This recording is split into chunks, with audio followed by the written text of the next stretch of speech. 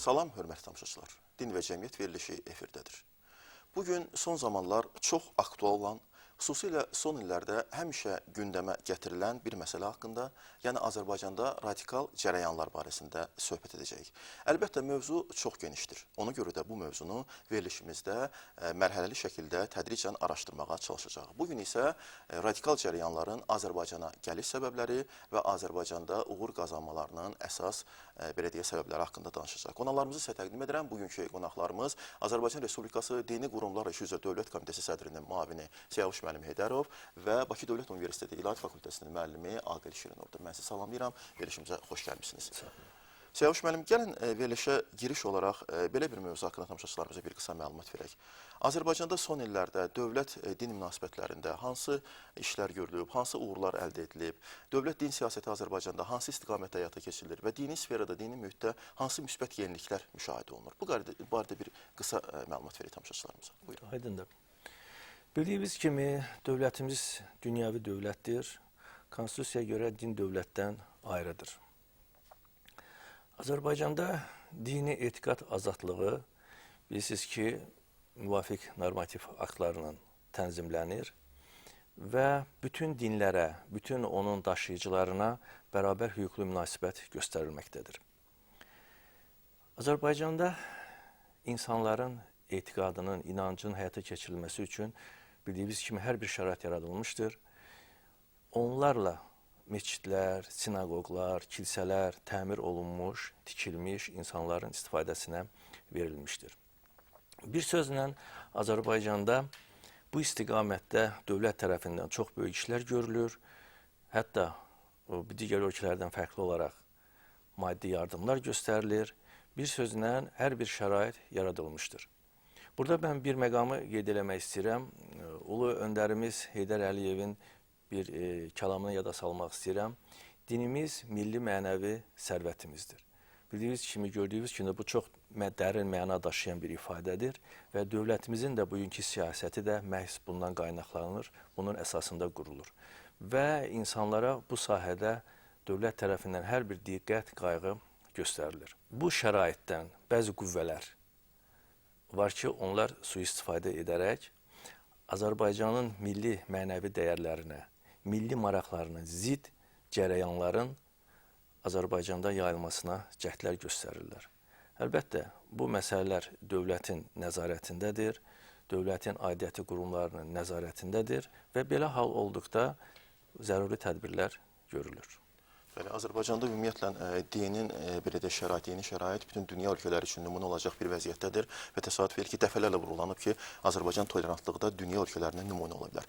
Aqil müəllim, biz Azərbaycanda radikal cərəyanların vəziyyətindən, inkişaf etməsindən, yayılmasından danışarkən bunu əlbəttə dünya səviyyəsində, dünya miqyasında araşdırmalıyıq. Çünki Azərbaycan da dünyanın bir hissəsidir və dünyada baş verən proseslər istər-istəməz Azərbaycana təsir göstərir. Ümumiyyətlə, dünyada bu radikal cərəyanların, İslam daxilində radikal cərəyanların yaranması necə baş verdi? Necə oldu ki, bu radikal fikirlər müsəlmanlar arasında yol tapa bildi? Axı, İslam sülh dinidir, barışıq dinidir, radikallığı bəyənməyən bir dindir.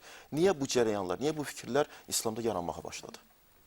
Natiq müəllim, çox doğru buyurdunuz. İslam sülh dinidir. Hətta ərəb dilində İslam kəlməsi və sülh kəlməsi olan silm kəlməsi eyni kökdən törüyüb. Yəni, bu da İslamın kökü etibarilə də, yəni hərfi mənada da, terminoloji mənada da sülh dini olduğunu bizə göstərir. Üstəlik, Peyğəmbər təcrübəsinə baxdıqda və daha sonraki müsəlmanların təcrübəsinə biz diqqət yetirdikdə görürük ki, həqiqətən İslam sülh dini olmanı praktikada da tətbiq edibdir. Müxtəlif dinlərin nümayəndələrinə qarşı, hətta İslamın belə deyək, qəbul etmədiyi, fikir olaraq qəbul etmədiyi dinlərin nümayəndələrinə qarşı belə tolerant münasibət göstəribdir. Və orta əsrlər boyunca da biz tolerant münasibətləri şahidi oluruq, müəyyən istisnalar olmaqla birlikdə. Lakin yeni dövrlə birlikdə biz belə cərəyanların ortaya çıxdığını görürük. Səbəbi nədən ibarətdir? Niyə xüsusilə modern dövrdə belə cərəyanlar ortaya çıxıbdır və bugün biz İslam dünyasının hər tərəfində bunların fəaliyyət göstərdiyini görürük. Birinci səbəbi mənə elə gəlir ki, dini səbəbdən çox sosio-siyasi səbəblərdə axtarmaq lazımdır. Müəyyən hadisələr oldu ki, 20-ci əsrdə, xüsusilə iki qütblü dünya dövründə müəyyən dövlətlərin, böyük güclərin İslam daxilindəki qrupları, müəyyən qrupları istifadə etdiklərini biz görürük. Və bu istifadənin nəticəsində bu qruplar həm silah tutmaq öyrəndilər, həm maddi dəstək əldə etdilər və bunların da nəticəsində İslam dünyasının bir çox tərəfində yayılmağa müvəffəq oldular. Yəni mənim demək istədiyim ondan ibarətdir ki, bunların ortaya çıxmasının birinci səbəbi dini səbəbdən çox digər səbəblərdir. Xüsusilə siyasi səbəblərin biz burada önə çıxdığını görürük. Və bu siyasi səbəblərin istifadəsinin nəticəsində belə qrupların sayı artdı və artdıqca da bu dini qruplar müsəlman cəmiyyətinin içərisində özlərinə yer edə bilmək üçün müəyyən dini motivlərdən istifadə etməyə başladılar. Yəni İslam cəmiyyətində din müqəddəs bir amildir və bu müqəddəs amili istismar edərək özlərinə tərəfdar toplamağa müvəffəq oldular. Və bunun da nəticəsində müxtəlif yerlərində İslam dünyasının biz radikallığın yayıldığını, radikal cərəyanların yayıldığını görürük.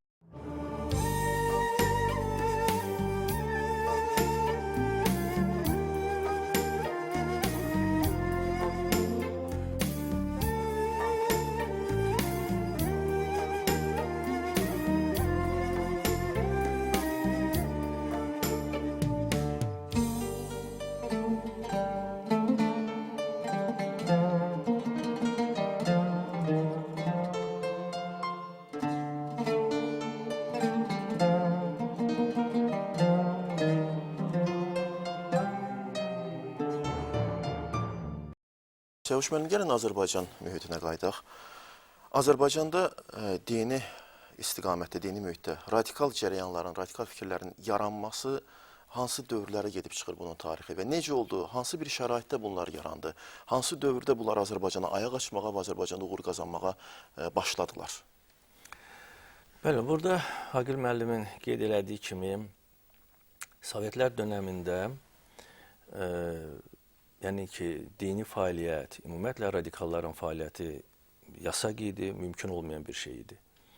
Sovetlər düşərgəsi dağıldıqdan sonra, bir qütblü dünyaya keçiddən sonra müəyyən qüvvələr, müəyyən ölkələr, müəyyən dairələr üçün bəli, Sovetlərin tərkibində olan ölkələr, eləcə də onun təsirində olan digər, deyək ki, kənarda olan ölkələr üzrə yəni fəaliyyət başlanıldı. Yəni Sovetlər dağıldıqdan sonra Sovetlər tərkibində olan respublikaları öz təsiri altına salmaq, eləcə də ki, bir daha qeyd edirəm ki, Sovetlər İttifaqının uzaq şərqdə, yaxın şərqdə təsir dairəsində olan ölkələr var idi ki, onları da öz təsir dairəsinə cəlb etmək üçün qeyd elədiyim həmin qüvvələr, dünyaya hegemonluq eləmək istəyən, dünya siyasətində xüsusi yeri olan, dünya iqtisadiyyatına sahib olan ölkələr yəni geniş miqyaslı fəaliyyətə başladılar. Həmin dövrdə bilirsiniz ki, ölkəyə təcrübəsi olmayan, bacarıqsız insanlar rəhbərlik edirdilər. Ölkədə özbaşınalıq, ölkədə hakimiyyətsizlik, xaos hökm sürürdü.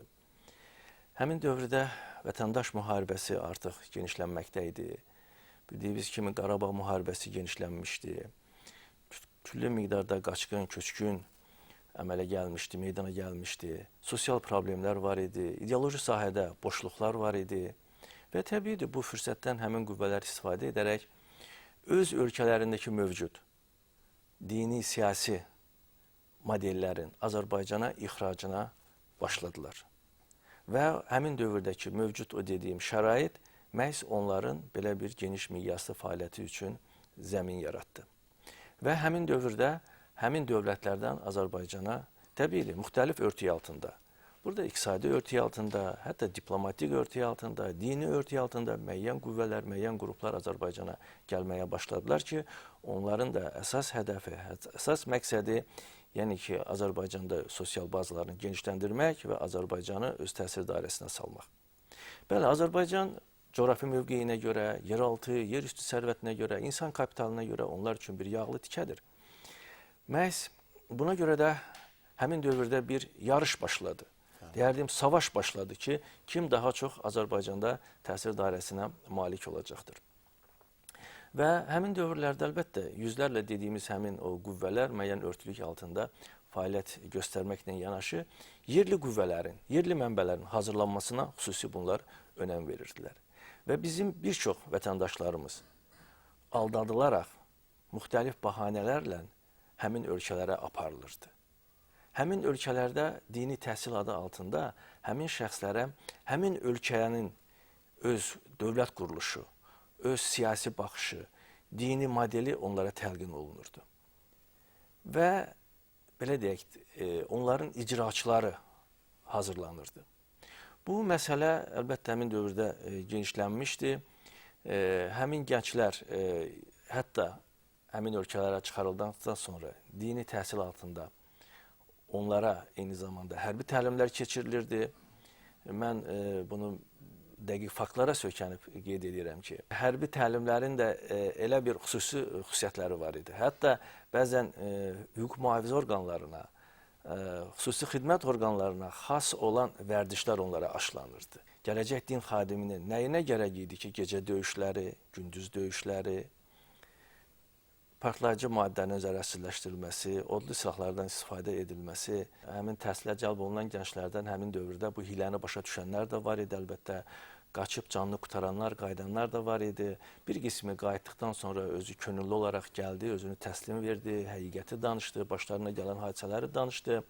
Ancaq buna baxmayaraq, əlbəttə, bəziləri də o təsirlərə məruz qaldı və onlar həmin ölkələrin, belə deyək, ideologiyasının, dini modellərinin icraçılarına çevrildilər Azərbaycanda. Və beləliklə həmin dövrdə yerli mənbələr, yerli qüvvələr yarandı.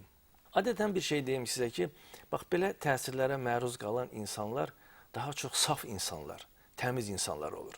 O həyatın müəyyən enişli, yoxuşlu hissələrini görmüş insanlar bəzən bu təsirləri tez başa düşürlər, tez canlarını qutara bilirlər. Ancaq bizim yüzlərlə belə insanlarla görüşümüz, təmasımız olubdu.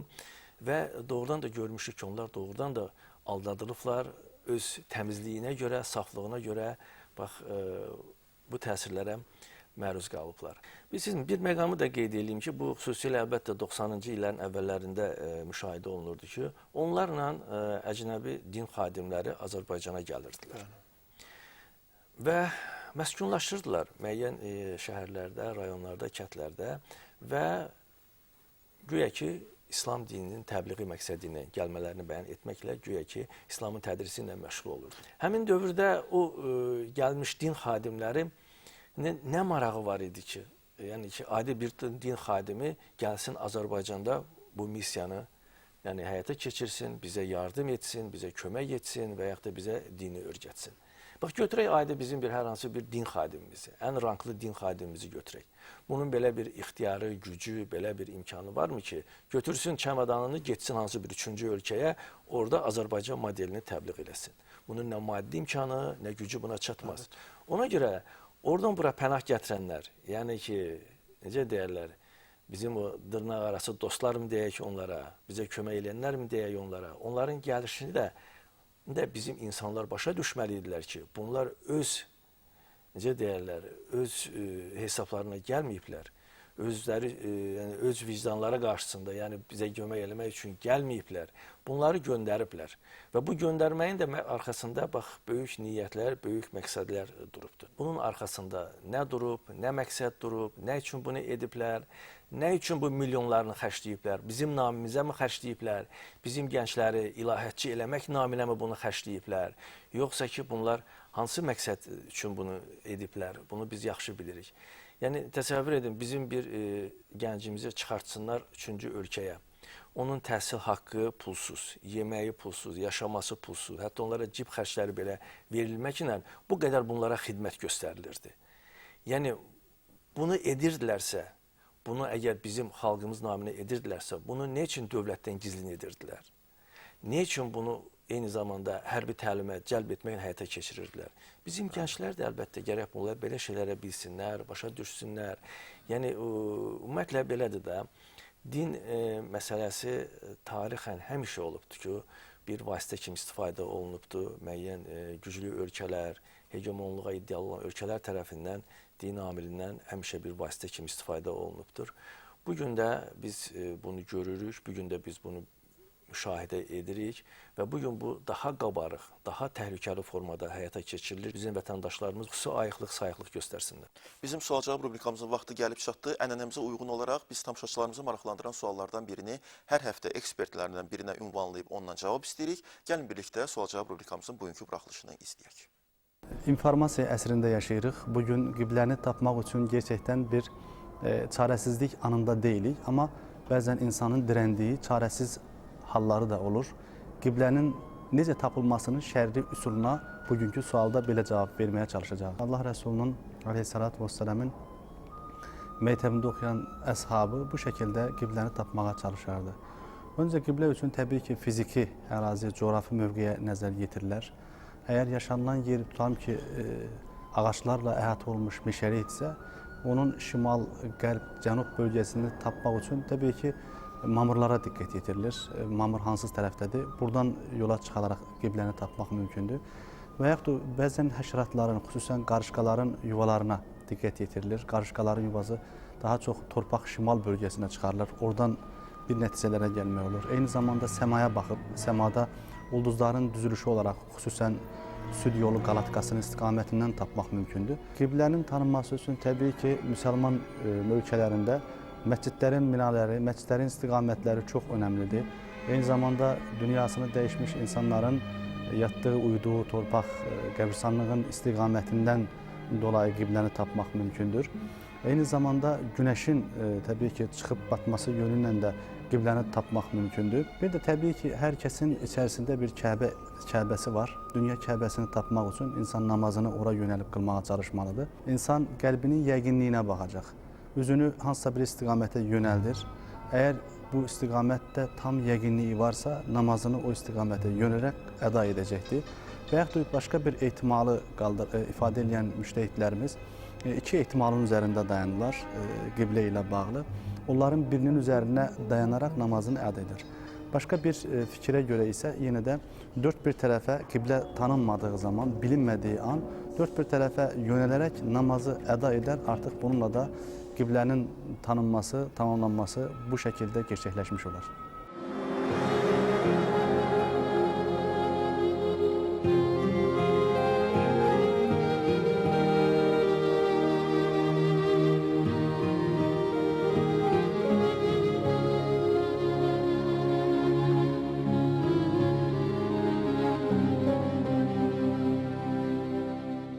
Radikal cərəyanlar, radikal fikirləri Azərbaycanda təbliğ edən və onlara qoşulan şəxslərin çox maraqlı psixoloji durumlarına şahid oluruq. Bunlar çox fədakarlıqla öz əqidələri uğrunda hətta ölümə getməyi belə bacarırlar. Məsələn, Azərbaycanda biz bu faktlarla rastlaşırıq ki, xarici ölkələrə gedirlər, oradakı döyüşlərdə iştirak edirlər, canlarını belə qurban verirlər, yəni özlərini məhv edirlər bu yolda. Bax, bu fanatiklik, bu arxayınlıq, bu bağlılıq nədən yaranır bunlarda? Natiq müəllim, əslində biz radikal qrupların tərkibinə diqqət yetirsək, yəni xüsusilə Qərbdə bunlarla əlaqəli müxtəlif tədqiqatlar aparılıbdır, sahə çalışmaları aparılıbdır. Və bu qrupların içərisində olan insanların bir qisminin psixoloji problemlərinin olduğu da ortaya çıxıbdır. Yəni cəmiyyət içərisində özünə yer tapa bilməyən, cəmiyyətin yerli dəyərləri ilə, cəmiyyətdə yerləşmiş olan dəyərlərlə barışmayan, onlara qarşı mənfi münasibət göstərən insanlardır bunların bir çoxu. Konkret bunların bağlılıqlarına gəlincə, əslində dinin kökündə bir bağlılıq var. Yəni din, hər bir din, onun mənsubları həmin dinə qarşı bir bağlılıq göstərirlər, sədaqət göstərirlər. Və mən bunu biraz atom enerjisinə bənzədirəm. Atom enerjisini yaxşı istifadə etsək, insanlığın xeyrinə çox yaxşı nəticələr əldə edirik. Amma atom enerjisini fərqli məqsədlərlə istifadə etsək, insanlığı çox təhlükəli yerlərə apara bilərik. Din də belədir, ən müqəddəs bir duyğudur. Ən müqəddəs bir duyğu olduğuna görə tam bir sədaqət yaradır insanlarda. Və bunu səhv yola yönəldsək, onda artıq biz bu sizin dediyiniz kimi radikal qruplardakı anlayış ortaya çıxar. Yox, doğru yola yönəltsək, onda cəmiyyət üçün böyük bir dinamik olar, cəmiyyətin inkişafını şərtləndirən əsas amillərdən birinə çevrilə bilər. Və mənə elə gəlir ki, əslində bu radikallar o dini bağlılıq duyğusundan çox yaxşı istifadə edə bilirlər. Və sağlam, Siyavuş müəllim də doğru vurğuladı. Əslində bir çox saf gəncləri ora bağlamağı, o həmin qruplara cəlb etməyi bacarırlar. Və bu gənclər də qəlblərində dini bir bağlılıq olduğuna görə, dini bir əqidə olduğuna görə bu şəkildə yönəlirlər. Bir qismi belədir.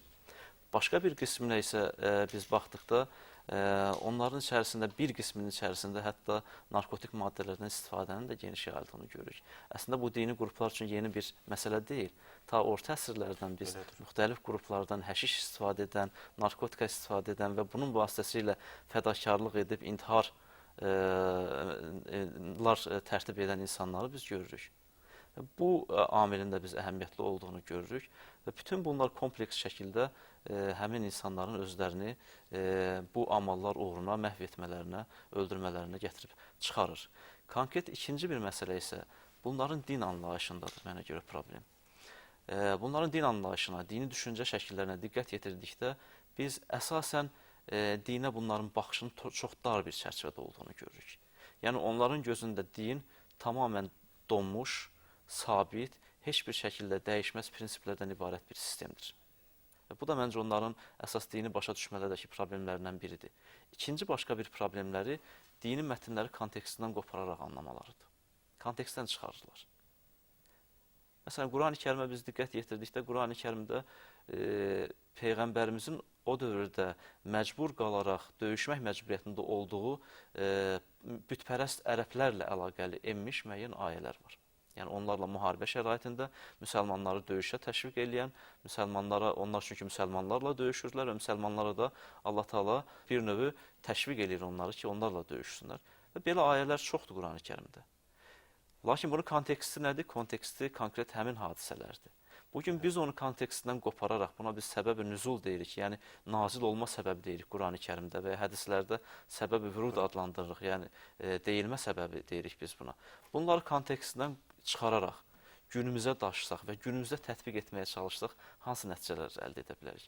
Demək ki, bunların dini mətnlərə baxışındakı əsas problem metodsuzluqdur. Dini mətnləri kontekstindən çıxararaq anlamaları problemidir. Mən burada bir məqamı əlavə eləmək istəyirəm. Bəli, burada belə deyək də, əsl İslam və uydurulmuş İslam. Yəni ki, saxta hədislər əsasında bu insanların köklənməsini biz görürük. Təbii bunlar hamısı o uydurulmuş saxta şərhlərin, izahların, hədislərin əsasında meydana gəlir. Bunu da edirlər. Nə üçün edirlər? Niyə bunu edirlər? Əlbəttə, bunlar inşallah biz gələn mövzularımızda da, biz görüşlərimizdə bu söhbətə qayıdarıq. Bu uzun mövzudur. Əsas məsələlərdən biri budur ki, yəni anlamalıdır. Bizim inanclı insanlarımız başa düşməlidirlər, anlamalıdırlar ki, bu günləri din pərdəsi altında qlobal oyunlar gedir. Yəni, dünyanın sərvətinə, dünyanın siyasətinə sahib durmaq üçün aparıcı dövlətlər var ki, onlar dini bir vasitə kimi istifadə eləməyə çalışırlar. Bax, mən buna bir neçə misallarla buna mən toxunmaq istərdim. Bir Azərbaycan gənci gedir, bir neçə il, bir neçə ay xaricdə təhsil alır. Qayıdıb gəldikdən sonra biz diqqət yetirək. Bu necə qayıdır? Bunun adicə salamlaşmasında artıq dəyişiklik hiss edirik. Bunun məişətində artıq dəyişiklik hiss edirik. Bunun mədəniyyətində dəyişiklik edirik. Bu insan bir neçə il gedib xaricdə oxumaqla qayıdan zaman artıq bu başqa elə bir planetdən gəlmiş insana oxşuyur. Yəni bu adam öz əcdadına, öz babasına, öz nənəsinə, öz valideynlərinə,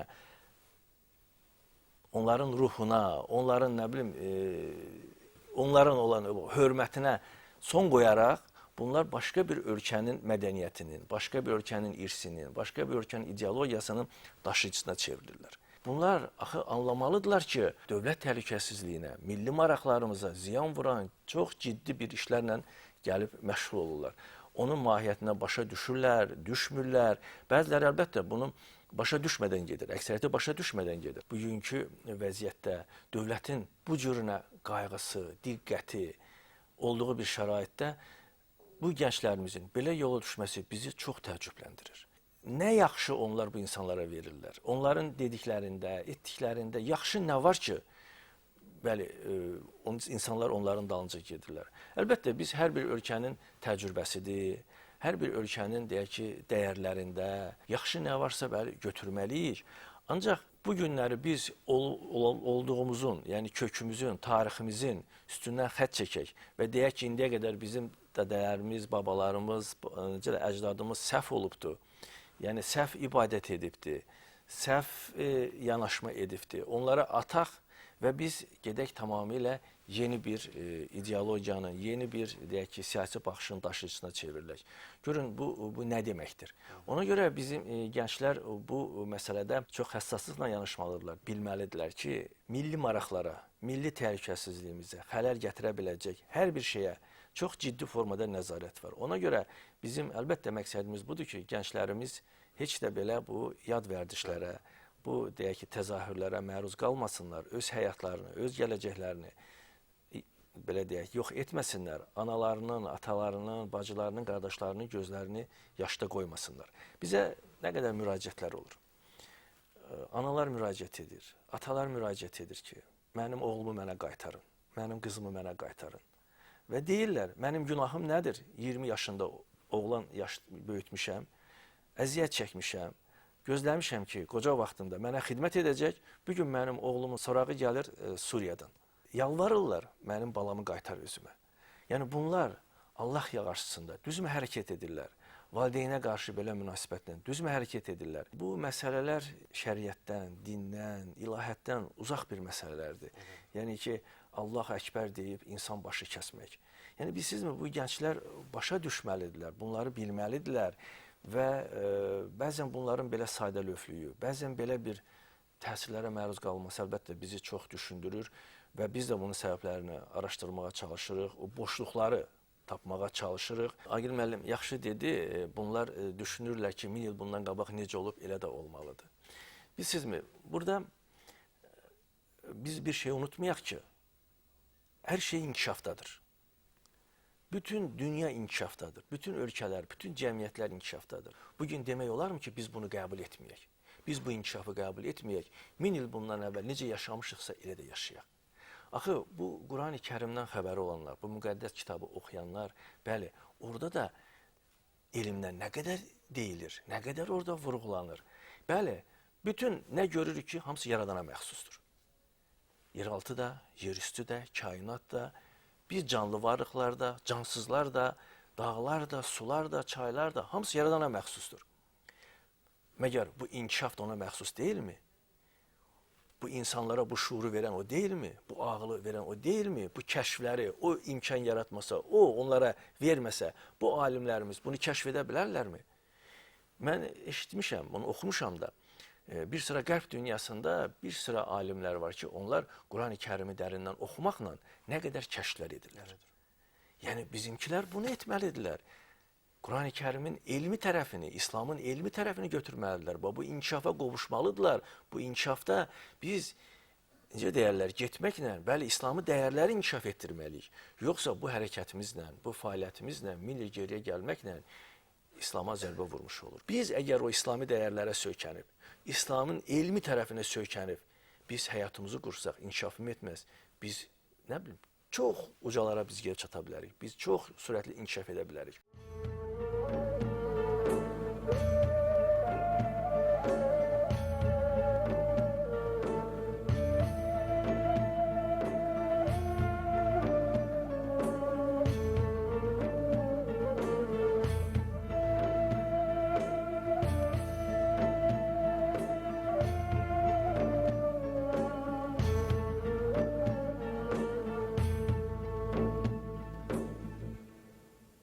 Bu radikal cərəyanların, radikal fikirlərin Azərbaycanda uğur qazanmasının səbəblərindən biri də sizə elə gəlmirmi ki, ənənəvi din xadimlərimizin, ənənəvi din daşıyıcılarımızın fəaliyyətlərinin bir qədər bu tələblərə cavab verməməsidir. Yəni onların zəif davranmasıdır. Yəni onların zəifliyi fonunda bu radikallar daha çox uğur qazana bilirlər insanların arasında.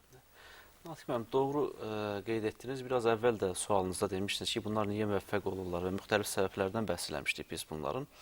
Bunun səbəblərindən biri də məhz sizin qeyd etdiyiniz amildir. Əslində, belə bir sosioloji qayda var. Hərəkatlar institutlaşana qədər çox aktiv olurlar, institutlaşandan sonra passivləşirlər. Biz bunun Azərbaycanda konkret ənənəvi dinə şamil edə bilərik. Ənənəvi dinin təmsilçiləri və din xadimləri, şübhəsiz bunların içərisində çox savadlı kadrlarımız var bizim. Amma əsasən ənənəvi din institutlaşdığı üçün onlarda bu passivliyi biz dinin təbliğində görürük bir qismində. Və bu da bu aktiv halda olan, yəni hələ institutlaşmamış hərəkat halında olan radikal qruplara sərf eləyir. Və onlar da həm öz əməllərində daha səmimi görünməyə çalışırlar və insanları bu yolla özlərinə cəlb edə bilirlər. Həm də öz əqidələrini təbliğ etmədə çox aktivdirlər. Dinə bəzi din xadimlərimiz hətta bir vəzifə kimi baxırlar.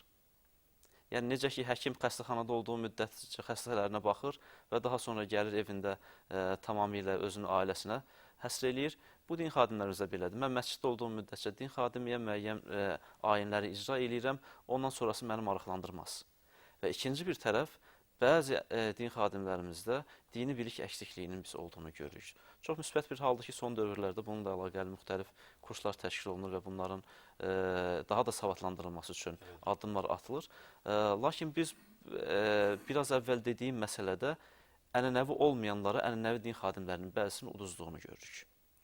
Və bir də bunu biz unutmayaq ki, biraz əvvəl qeyd elədik, xaricdə təhsil almış, gəlmiş bəzi bu qeyri-ənənəvi cərəyanların nümayəndələri həmin o xarici ölkələrdə bunlara xüsusi məktəblər ayrılır və bunlara xüsusi kurslar keçirilir.